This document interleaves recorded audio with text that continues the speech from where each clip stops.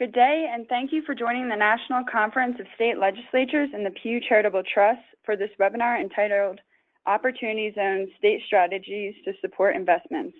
My name is Emily Mayer, and I'm a Policy Associate in the Fiscal Affairs Program at the National Conference of State Legislatures. I will be serving as a moderator for today's webinar. As a reminder, if at any time during this webinar you have difficulty hearing the audio through your computer speakers, please use your telephone to dial in for the audio portion. Next slide, please.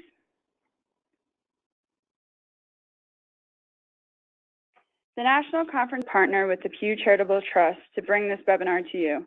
In case you are not familiar with NCSL, we are a bipartisan organization that serves the legislators and legislative staffs of the nation's 50 states, its commonwealths and territories.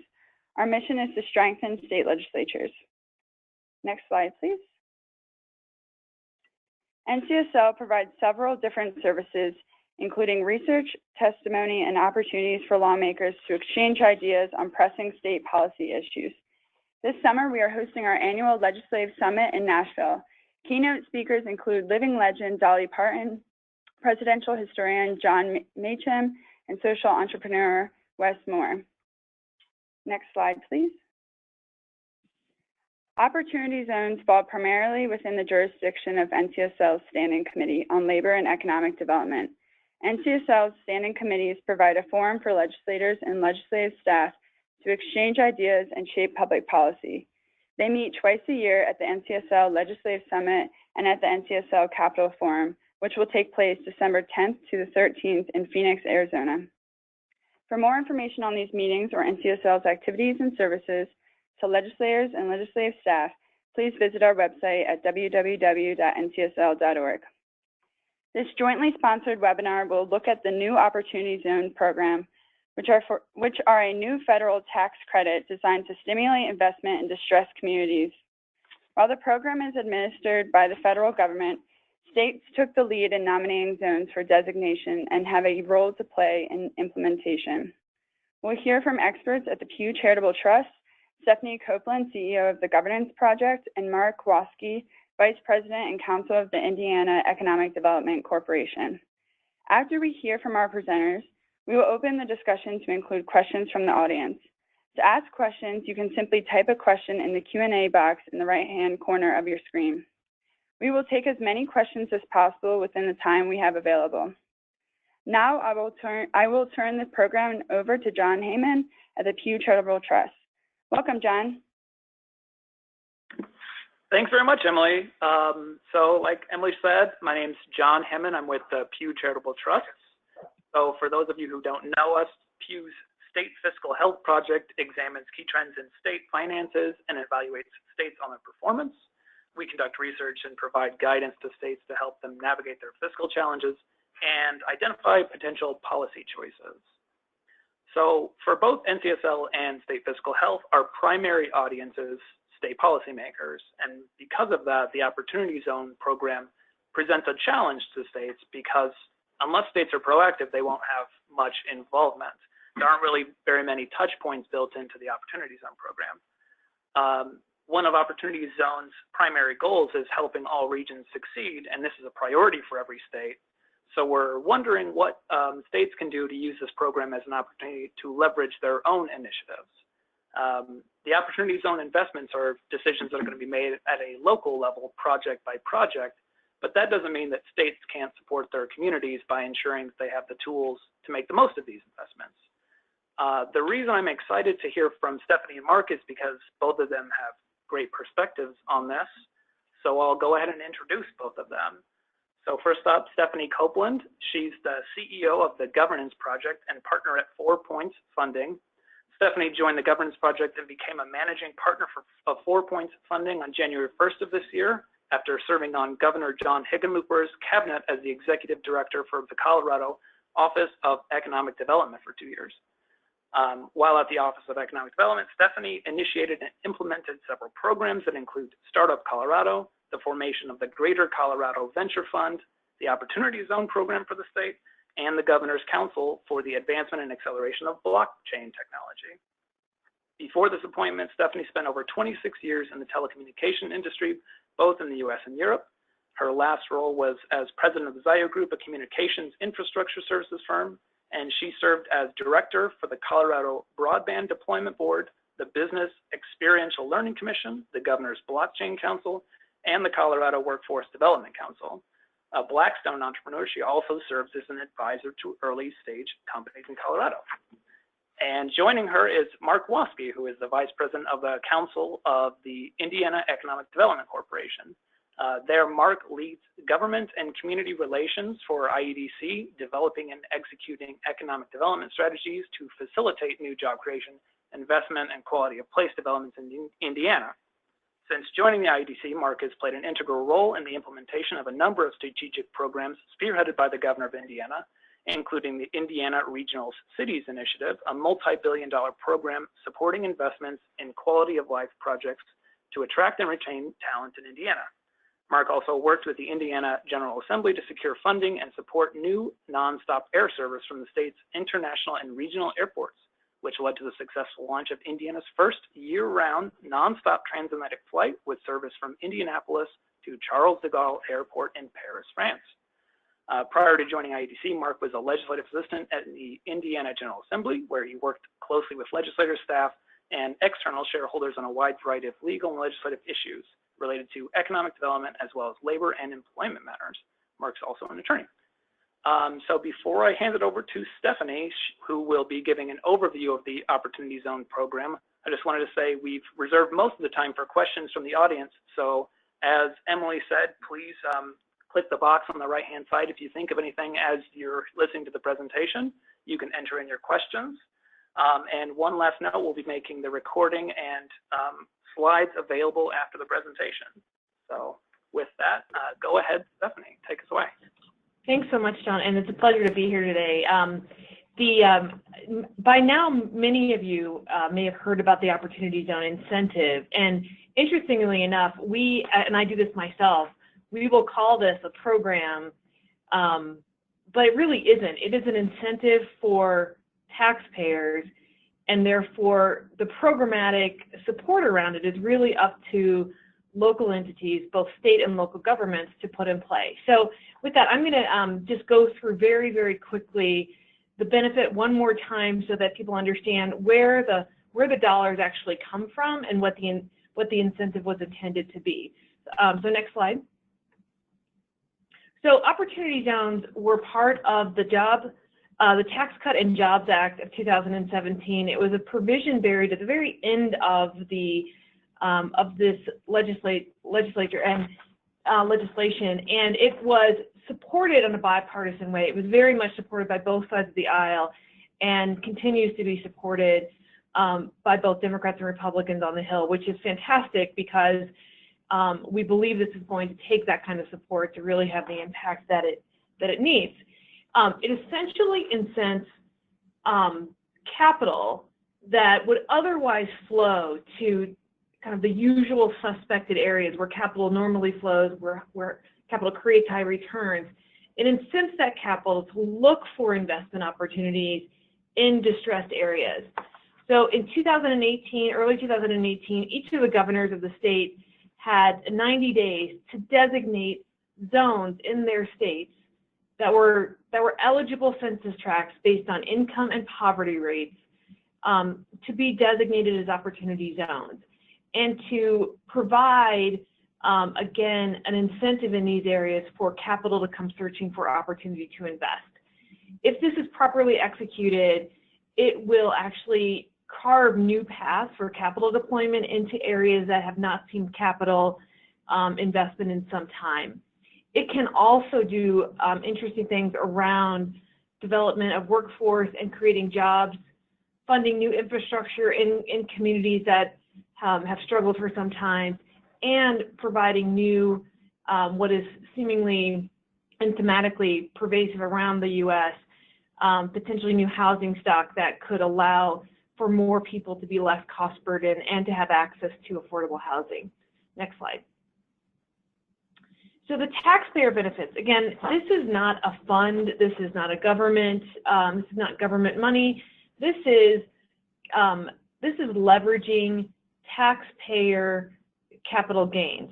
there are estimated around $6.1 trillion of unrealized capital gains sitting on individual balance sheets around the country. And that is in part due to the kind of the long and protracted appreciation in the stock market as well as the real estate market. The legislation cleverly anticipated that these, as the macroeconomic cycle shifts, that these gains would be looking for a place to both be realized and to be shifted to another investment. So what this taxpayer benefit does is, if you have a capital gain that you'd like to realize, you want to sell stock or sell a business or sell real estate, you can sell that capital, you can sell that investment, and instead of paying taxes on that capital gain, you can defer your taxes until the end of 2026, December 31st, 2026. You can, if you hold the investment, but you can defer that by investing in an opportunity fund.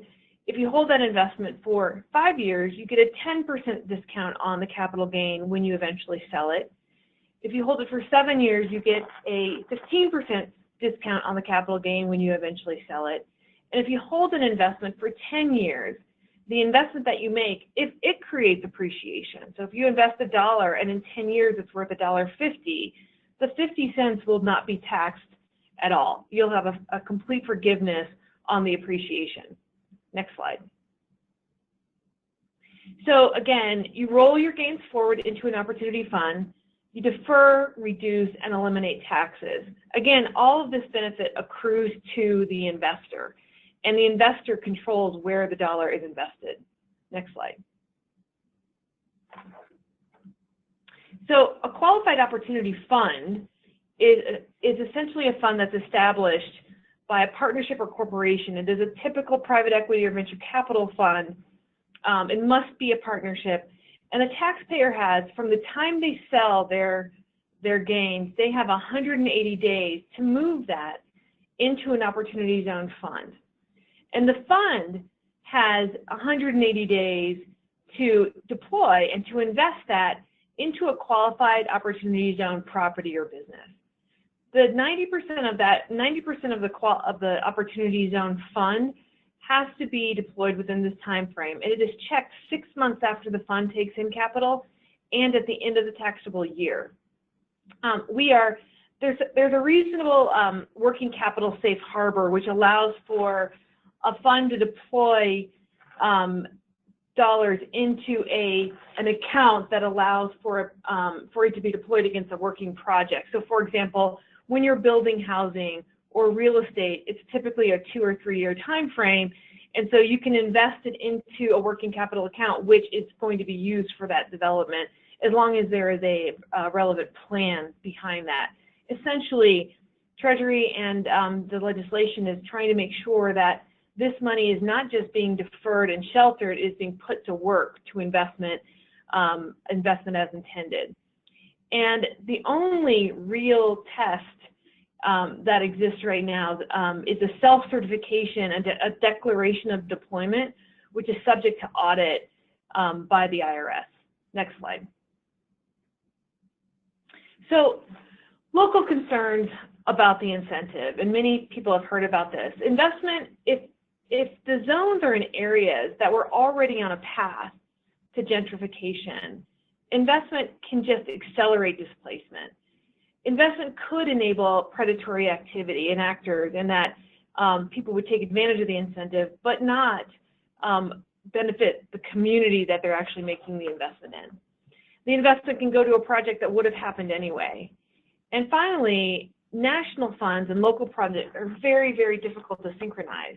So many of these investments will be small, and capital flows tend to flow in big chunks.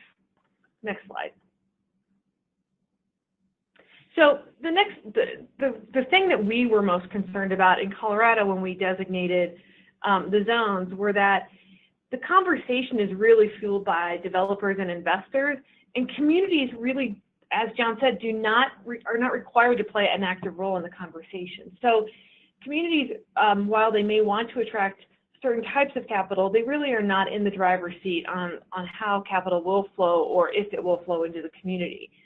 Next slide. And the reason for this is many communities have limited technical capacity or constrained resources to really dedicate around attracting capital into a community.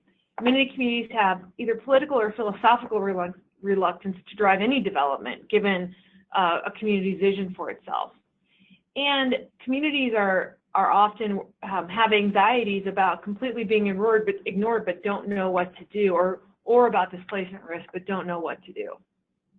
Next slide.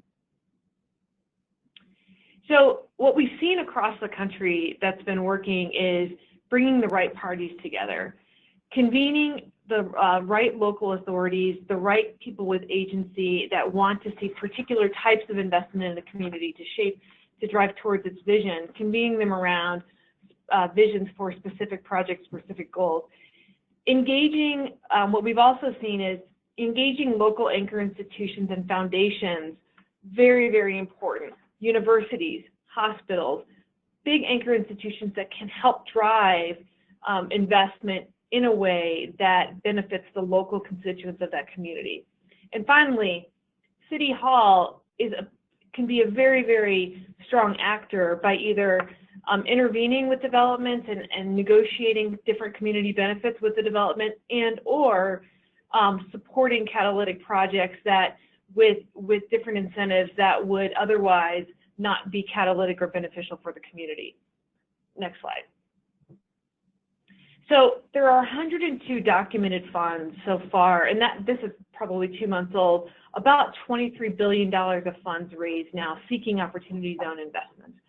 I see at least 100 a week, different projects hitting my desk looking for investors and looking for opportunities to move money into opportunity zones. I am not yet seeing many investments that look to be impactful in a positive way to communities. They are mostly real estate and mostly market rate or commercial, market rate housing or Class A, Class B commercial space. Next slide. That's the majority. That's not, there are exceptions to that. What investors are doing, they are putting together small single asset funds where they're raising a fund around a project. Institutional investors and large foundations still moving slowly and cautiously, trying to figure out what to do. And there are topologies that are being formed to rate the credit worthiness and the investment worthiness of places, and that's because many of these places do not have strong track records of investment. There are emerging series of platforms that are trying to facilitate transparency in investment, and there are definitely community development projects going on, but they are mostly still watching what's happening and not really driving. Next slide. Foundations are also playing a role here. Next slide. Kresge and Rockefeller both sent out a request letter of interest for fund managers. They had 151 fund managers come back to them and say they would like to establish an opportunity fund. And Kresge actually funded 2 fund managers that are deploying large amounts of capital in impact areas. Kresge essentially put rules around that the fund managers that they would have to report on, and they needed to be mission aligned around the kind of impact these funds, these investments would have. There are also, many foundations are providing administrative support, training, some loan guarantees, some investment guarantees, and potential loss coverage on investments in order to attract this private capital. Remember that this is capital that will not naturally flow. It has to create a return for the investor, and therefore will attract a certain type of investor. And finally, local foundations have supported a lot of convenings, but we are starting to see local foundations also come in and support particular developments that, again, would not otherwise attract capital, but are good for the community. Next slide. So market making, we are in the process of market making, and so lots of cities and foundations are trying to figure out how do we de-risk, how do we continue to de-risk investment in our areas such that we can start a cycle of investment that is, again, both beneficial to the investor and also beneficial to the community. So right now, there are things going on with risk mitigation. Again, the opportunity zones have a high degree of risk that the incentive does not always correct for. Many communities are trying to build capacity, but they lack the capacity to support a dedicated opportunity zone coordinator, which we think is key.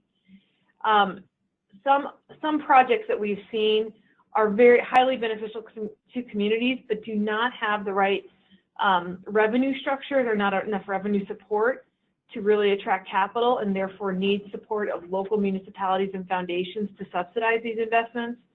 And measurement and transparency support. There are no current rules for measurement or for providing any details of an investment, although Treasury has indicated that there may be requirements coming on the form that funds file to self-certify. So we're looking across the country, different states are looking at how to drive tracking mechanisms that will allow us to see what's actually happening and whether investments are having the right kinds of impacts on communities. Next slide. So the key to all of this is to be hyper local. If you're really trying to drive community benefit, you really have to be kind of down at the very, very local community. So next slide. So if opportunity zones are facilitated well, you could actually see investment coming in that allows more affordable housing to be available to distressed neighborhoods, more businesses being formed in these neighborhoods that can create jobs, and more of an ecosystem of prosperity that also includes the residents of these communities and not just displacement. Next slide. So the main thing that we think the opportunity zones can do, which would be which would endure beyond the incentive, is bring the public and private sector closer together in order for joint benefit to occur, where both investors can make money while communities are able to support some of the strongest problems that exist in their community, specifically targeted to improving economic mobility. Next slide. In Birmingham, we've been working there with the mayor, bringing together a coalition of philanthropists, corporations, university, and city government, as well as PNC Bank, to put together both a fund and targeted projects that bring jobs, additional housing, as well as commercial space for these new businesses to locate in the Civil Rights District. This is one example of a project that we've been working on in an area, and it's taken a tremendous amount of intervention and convening to ensure that both the capital that was necessary to make this work was attracted to the project, and also that the benefit to the community was really well spelled out and was ensured. We are looking at about 140 units of workforce housing and 5 set-aside units for nonprofits that are helping formerly incarcerated individuals. And this kind of project would not have happened unless a number of groups had come together working on aligned interests. Next slide.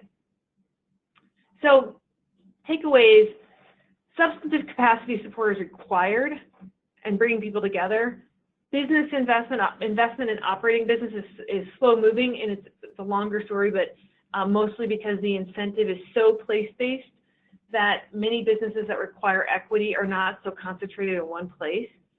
And cities that are best prepared to advance projects have already really developed a vision for themselves, and those that had not done that are quickly developing visions so that they can very, very specifically focus on projects and consortia that can help to develop these. Next slide. So thank you for the time today, and I will turn it back over to John. Great, thanks very much, Stephanie. So we'll go ahead and get started with some questions. Mark, are you on the line?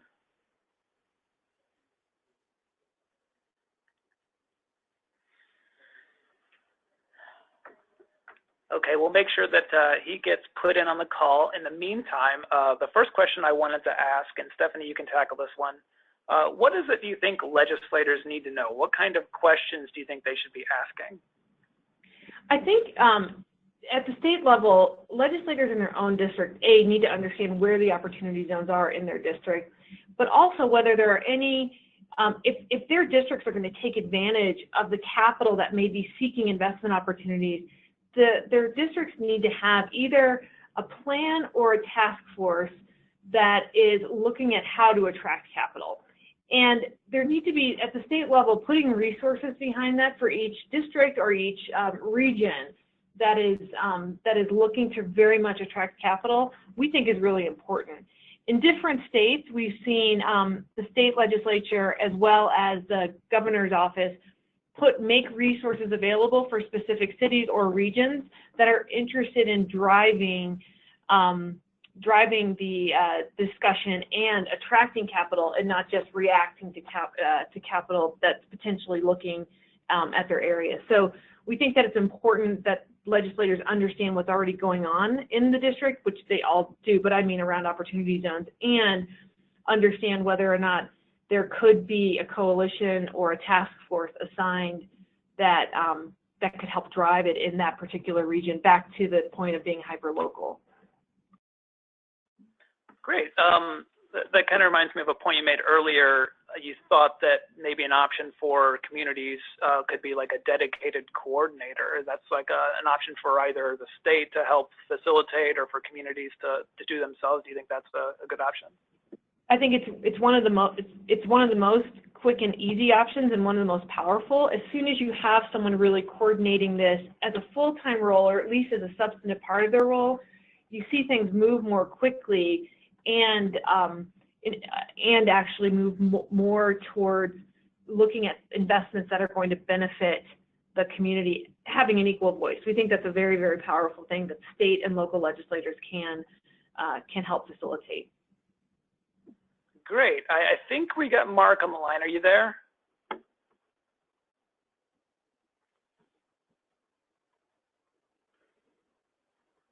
All right, we'll give it one more try. It's the Stephanie show for now. Can you Come on, Mark. Talk about how opportunity zones are different from regular incentives? You kind of mentioned at the start, it's easy for us to think about these things as like a program, but that's not exactly what it is. So how should policymakers be thinking about this differently? Yeah, think about opportunity zones come with no public funding at all. This is essentially a tax incentive that says to investors, hey, if you're looking to invest in areas, look here, because you'll see a tax shelter and a tax benefit for this. It does not subsidize investments. It does not accelerate any or make investments any easier or smoother. It does nothing around shaping investment hypotheses other than provide a reason for people to be looking in areas that they otherwise wouldn't be. Most investors will continue to invest the way they will continue to look at their investment thesis in the same way they always have, which means if they're going to invest somewhere, they're going to look for intrinsic value and return. And the opportunity zone incentive may be a risk mitigator, but they will not look at that as something that will make a bad investment good. So that's why so many local stakeholders need to come together to support and attract that capital and de-risk it such that investors will be interested in putting money to work in these places. And again, that can be something that local community stakeholders, including the mayor's office, including foundations, are not used to playing that role of actively being in the driver's seat here. That's great. We'll take a few from the audience now. So one of the first ones we got was, how can we find out what investments are being made in the state? What types of projects are these going to? You mentioned earlier there's not a whole lot of reporting on this. Is there something that can be done or to help mitigate that? At this point, unfortunately, there's no central repository of what is happening. And so it really comes down to research around what's going on. We have been tracking many investments that have been made, a handful in Detroit, in Houston, in the Bay Area, one in Las Vegas that I just recently saw, but there's no central repository for it. Some states have set up websites where they're trying to track what they're seeing as well. We believe that that the Treasury will come out with rules that when the funds self-certify, they will have to report on certain intent and certain investments they're making, which will help to understand that. But at this point, there's no central repository for it. The best thing I think state legislators can do is to coordinate with the governor's office and the economic development teams to understand what, if anything, they're doing to try and track this. Here in Colorado, we have a website, and the state OZ director also has touch points in every market to keep herself in the loop on any developments that are happening. It is manual work right now. Yeah, and that's I wish I had a better answer. Yeah, no, that's a great answer, because one of the things that I was going to ask Mark, I know you in Colorado and also in Indiana, they've put up a transparency or an investment database kind of portal for projects to be able to feed in. So any chance that Mark, we can hear you this time? Can you hear me now? Yes, we can. Perfect. I apologize for not having the appropriate connection, but I guess to dive right in and answer your question most directly, some of it relates to a lot of what Stephanie had talked about making sure that the local communities are engaged in the process, and then building relationships between the local communities who are aware of projects that are being implemented within their jurisdictions, and having communication between those communities and the state. That is a product of building those relationships and trust in the absence of some explicit reporting requirement, either at the state level or at the federal level. And that's what we've been trying to do in Indiana is, pull all of the different public, philanthropic, community stakeholders together to have some type of a portal where, the impetus for it was trying to connect projects with potential investors, but we're seeing it as a way for us to get an inventory of potential opportunities and then continue to track those through the development process. We've also had conversations with folks within our Secretary of State's office through the online portal that every business in Indiana has to register through, to have some election that might be able to be made on a business registration form to say that I am an opportunity fund. So at least we are also able to know what funds exist in Indiana. But all of this is an ongoing process, and I know that there is legislation that's been filed by Senator Booker, as well as being sponsored by Senator Young from Indiana, that does create some additional reporting and compliance requirements around the program to hopefully facilitate that data collection to make sure that the program really is having positive impacts on communities throughout the country. That's a perfect answer. Kind of building off of that, the transparency and data piece, one of the things we haven't actually even talked about is the analysis law. Is there anything that states or cities can do to kind of adjust for that? That can go to either Stephanie or Mark. Mark, go ahead. Yeah, so I guess it actually, relates to a lot of what Stephanie's presentation was and some of the key points that she made, in that, this is an incentive, not necessarily a program. So states and local communities do have, I guess, some leeway, for lack of a better term, to put some structure around how they would like to see the incentive be used within their communities. And it's really, going to require a lot of proactive work on behalf of states and cities and towns to determine really what their policy priorities are, to understand what the particular assets in their community, what they have, the challenges that they face, and really how this incentive could then be utilized to be able to specifically address those. And I guess there's a couple of different ways that you could do that. One is through the creation of other incentive tools that are specifically targeted at supporting the type of investment that that community needs. They can also, at the local level, look at opportunities to provide, other maybe indirect, non-traditional incentives to investors that are, looking to invest in the particular projects, again, that they would like to see that are inclusive and that help bring about, additional opportunities for economic prosperity for the individuals that are currently residing directly within the opportunity zone, but for the surrounding community as a whole.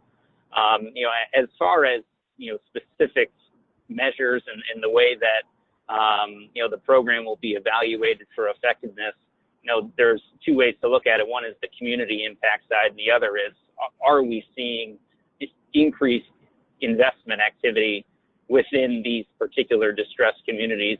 And those don't necessarily align.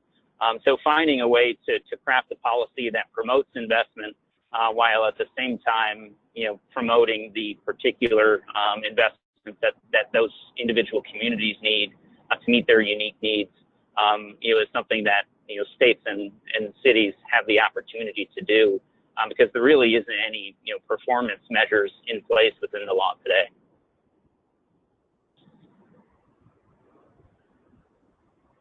Anything to add, Stephanie, before we move on?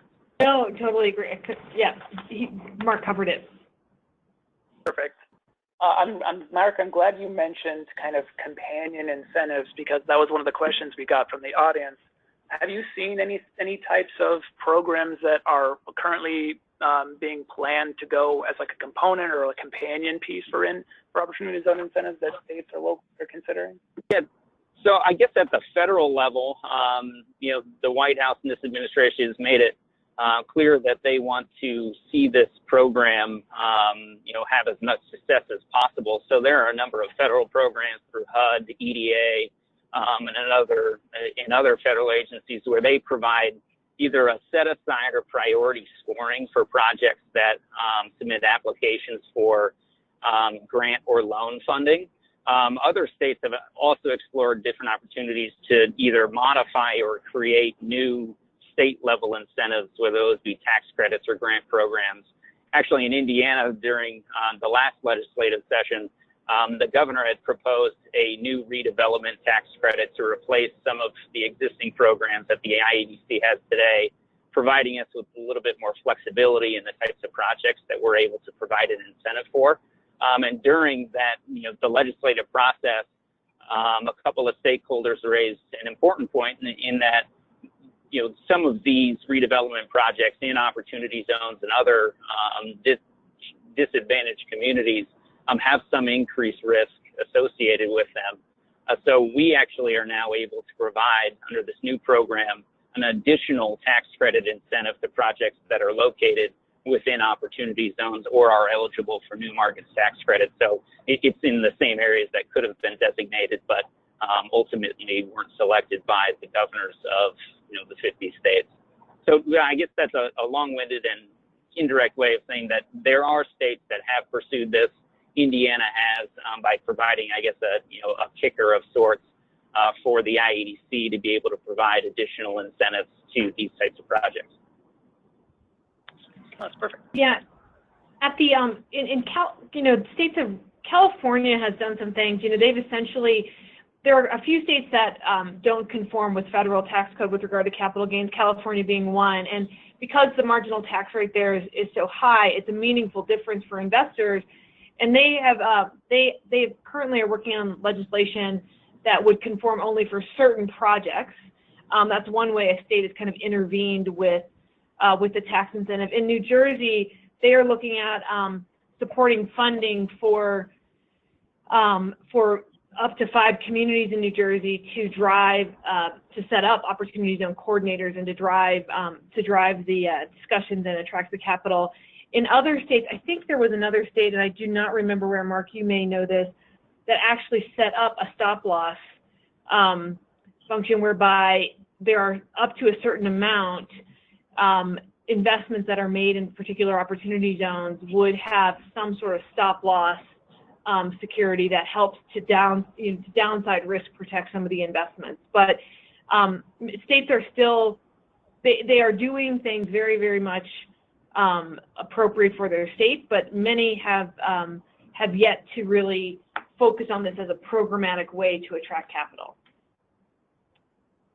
And Stephanie, I don't know the specific state that did that, but if it comes to me during this conversation, I'll make sure to chime in. But one other thing that we've explored in Indiana, and is gets to the root of both the programmatic component of how a state could implement this, but also one that local communities that may not necessarily either think that they have the ability to attract investment or have worthwhile projects that may not just get on the radar of national investors or even regional investors, is providing some assistance to communities that don't have the capacity to put together a program that's tailored to that city or town's unique needs. That could be another way that states could help direct investment in a way that benefits both the investors and the community by making sure that the community actually has the resources available, whether it be people or funding to put together some sort of plan that outlines their vision and the types of projects that they'd like to see. That could be another opportunity for states to support the implementation of the incentive in their state. Yeah, actually, that was one of the things I wanted to follow up with Stephanie on. I'd seen that Colorado would maybe is looking at this and setting up kind of prospectuses, example prospectuses for communities, and maybe providing technical assistance on how to write them. Could you maybe talk a little bit about that? Sure. When we, before I left, when Governor Hickenlooper transitioned out, we essentially set up a central fund that any community could apply for, and we made it the application is just calling the agency and asking based upon particular merits of what the community is looking for to help them build a prospectus, hire a coordinator to build a prospectus, advocate for particular projects, or actually conceive certain investments that the community would like to see. So we set up this central fund that we made available for all the communities across the state with an emphasis on helping the smaller communities that have less resources. So that was one thing we did that we thought would be super quick to get in place, so that states that had, or communities that had very few resources could access funding to hire. And there are probably 7 communities that have built prospectuses using that funding. We also, the governance project, we're getting ready to do this in Vermont as well. We've also hosted a workshop for small communities in Colorado, whereby we walk through kind of step-by-step what you can do, and also what we walk through kind of the investor's vantage point, so that communities better understand what investors are looking for. It's a 2-part workshop. We did the first part about a month and a half ago. We're doing the next part in June. We're doing the same thing in Vermont, and we're hoping to just roll that out to states that want to use this workshop series to help reach their small communities. And we do this again as part of our nonprofit. There's no charge for it. We just go out and help the states bring in, either by webinar or in person, many of their smaller communities to help them figure this out. That's actually a great segue into another question we've gotten from the audience, which was kind of about investment in opportunity zones so far. You'd mentioned earlier that maybe some of the larger actors were a little slower to move. And so as part of your assistance, is it helpful for states to kind of differentiate between the smaller project-based funds versus the bigger ones? Should they be worrying about attracting certain kinds, or is there a best way for them to approach these sorts of things? From my perspective, I think it's really important for states to understand the landscape of investors, because if you have an investment and you're working as a local stakeholder to try to promote that investment, and you're not connected to the right type of investor, it will become very, very frustrating. So you need to understand, A, what size of equity investment these investors are looking to place. B, what asset classes are they most interested in? C, what geographies and what they are interested in, which ones are they not interested in? What kind of, I think that understanding that will better help states and local communities, once they have something that's investable, to connect with the right kind of investors, which is a big part of the equation as well.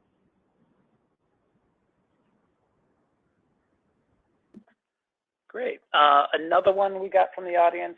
Mark, maybe you could answer this one. I think one program that a lot of people in states are familiar with is the existing enterprise zone. I was wondering if you could kind of differentiate between the opportunity zones and the enterprise zones. They don't exactly overlap, but could you maybe like shed a little light on what enterprise zones are and if there's any continuity between the two, or just that people should know they're distinct? Yeah, I guess the first would be is, they are similar in the fact that they are both place-based economic development. I guess one's a program and the other is an incentive. In Indiana, our enterprise zone allowed communities with, areas of town that meet certain income, poverty, and unemployment levels to be designated by what used to be the Department of Commerce, but was transitioned into the IEDC, to have us designate those areas as opportunity zones, or as enterprise zones. And that designation then opened up the door and the availability of a host of different incentive tools, both at the state and the local level. And I think, that program in Indiana was successful in some communities, but was also, challenged at times, in that it provided an incentive for a business to, potentially just relocate from one place within the community to the other in order to be able to realize the benefit of a property tax deduction or a state tax credit. So, questions had been raised about the successful utilization and implementation of the enterprise zone program, and ultimately has led to us transitioning away from specific place-based incentives, at least as what the IEDC has been focusing on, and providing flexibility for us to be able to provide an incentive for any project, no matter where it's located. So we're able to ensure that the state is really going to be getting value out of that program. I guess the difference between the enterprise zone program and the opportunity zone incentive would be, one, the state did have some control over the incentives at their disposal. And that's what I would, make a distinguishment between this program and the opportunity zone incentive, is that, there isn't that control. It's controlled by the investors, and the incentives that are ultimately provided, come through the form of a, kind of a grant from, the traditional incentive form. With an opportunity zone investment, that is an equity investment into a business or a piece of property, and they're expecting it, the investor is expecting a return on that. So I guess that would be the other distinguishment between the two, is, rather than flowing into a development in the form of a grant at the end of the day, this is an equity investment with an investor expecting a return, and, that changes the nature of its impact on the project. That's a great point. Yeah, I'm glad you mentioned the kind of avoiding past mistakes. I was wondering if you could maybe expand a bit about that, Mark, and then maybe you could follow up, Stephanie. Like, what can policymakers do to make sure that the opportunity zones are more successful than the previous place-based programs we've seen before?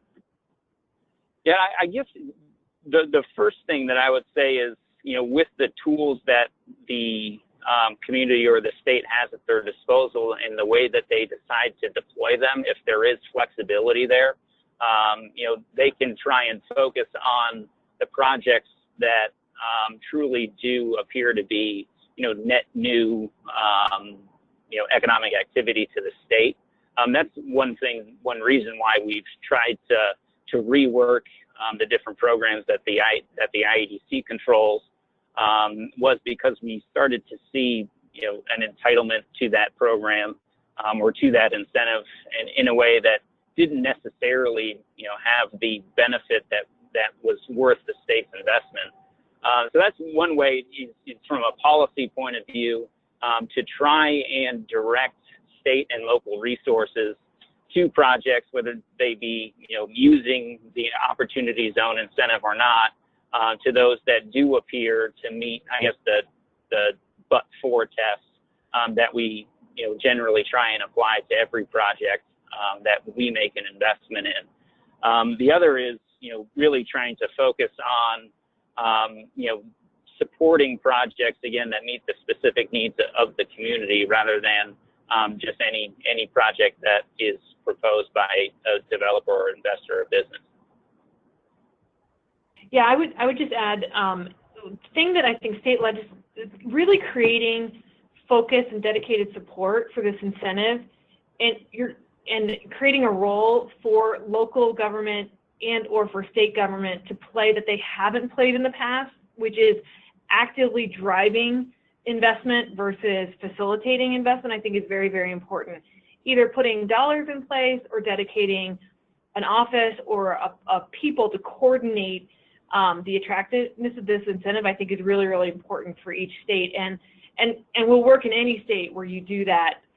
There are other things that, depending upon the state's tax policy and different incentives that exist, there are strong ways to pair incentives such that you can pair an enterprise zone incentive with an opportunity zone investment and subsidize and de-risk the investment for investors, but that has to be orchestrated. And having somebody that's focused specifically on that will, I think, is very, very helpful for any state and any local community. The work that we do across the U.S. only works if we've got the right leader to work with in the community, and that happens more often when that leader has both agency from the state or the local community and support for funding of that position from the state or local community.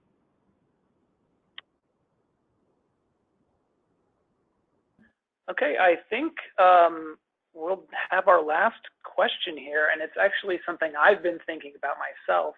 And it's maybe, do either of you or Emily, do you know if anyone is tracking which states have passed legislation specifically to support opportunity zones? I know Maryland has done so, and I didn't know if you guys knew of any other states or if anyone else was keeping a list of them.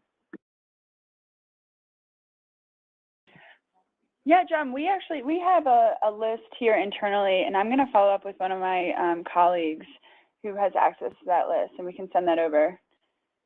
I have, again, these are from the latter part of April.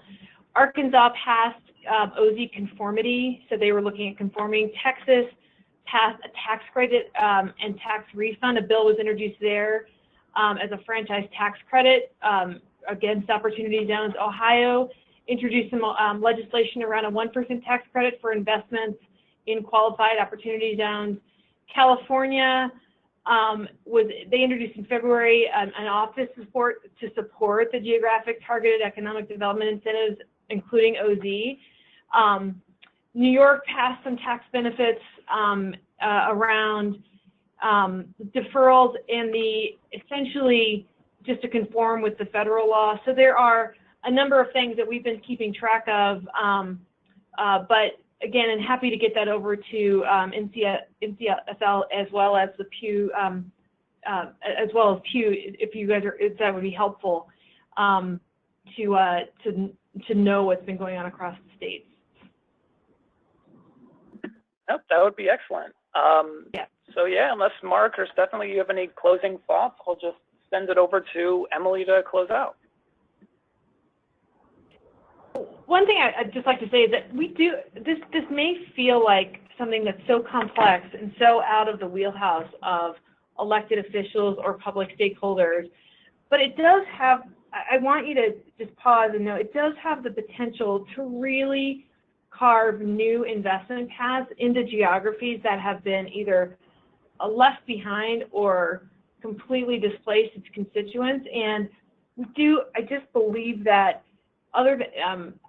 there is this virtuous phenomena that could exist between aligning investor interest and community benefit that this incentive could help catalyze. So I'd encourage you to do some research, pay attention to it, and really drive for more support and coordination in your districts.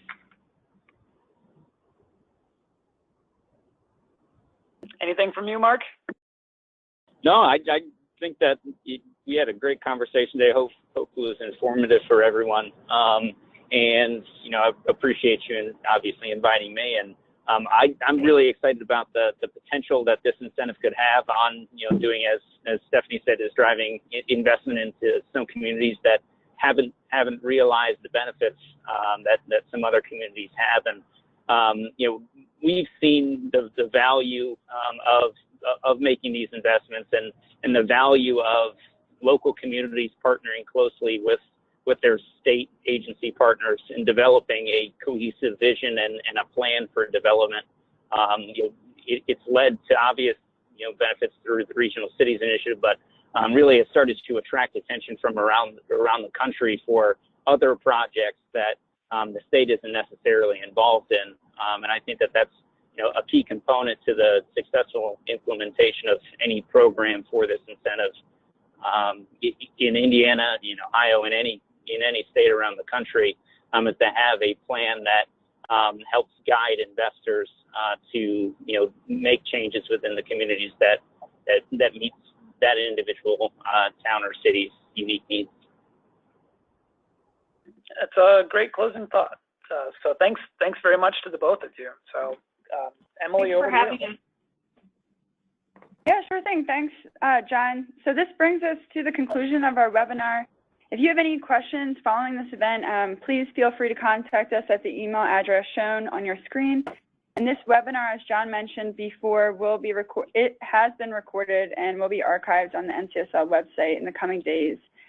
Thank you very much to our partners at Pew, our speakers, Stephanie and Mark, and a huge thanks to our audience for your interest and participation today. And have a great day. Everyone.